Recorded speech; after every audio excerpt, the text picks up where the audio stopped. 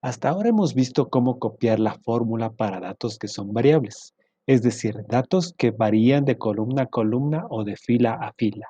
Hemos puesto ejemplos de vendedores que tenían cada uno de sus diferentes datos.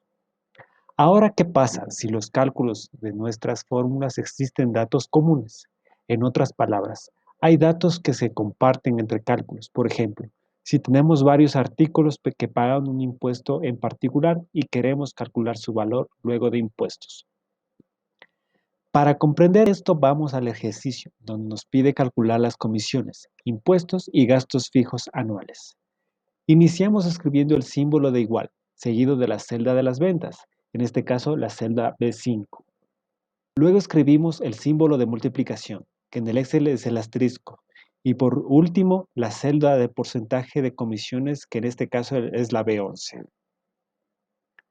Si intentamos copiar la fórmula, como hemos venido haciendo hasta ahora, el Excel automáticamente desplaza las celdas que seleccionamos, es decir, que cada fórmula copiada tiene la misma estructura, pero no contiene los mismos datos.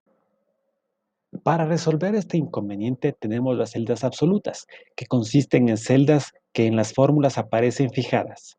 Para hacer uso de las celdas absolutas es necesario usar el símbolo de dólar en el nombre de la celda para la columna y la fila. En otras palabras, en el nombre de la celda que está compuesta por columna y fila, vamos a editar de tal forma que el Excel nos entienda que es una celda absoluta. Por ejemplo, en la práctica vamos a usar celdas absolutas para calcular el total de las comisiones por años. Editamos la celda en donde está el porcentaje de comisiones, que en este caso es la celda B11. Como símbolo de dólar, en B, símbolo de dólar 11. Pero claro, existe otra forma más práctica de ingresar las celdas absolutas, que es seleccionando la celda y presionando F4. Luego de establecer nuestra celda absoluta, copiamos la fórmula arrastrando con el puntero del cruz delgada y vamos a observar que la celda absoluta es la misma para todas las fórmulas. Hacemos lo mismo para el total de impuestos. En la celda B7 escribimos el símbolo de igual seguido de la celda B5, luego el símbolo de asterisco seguido de la celda B12. Y luego de ingresar esta celda presionamos F4 para fijarla haciendo la celda absoluta y luego arrastramos a los demás años. Por último, para tener en claro cómo podemos usar las celdas absolutas, tenemos los gastos fijos, que no varían en ninguno de los años.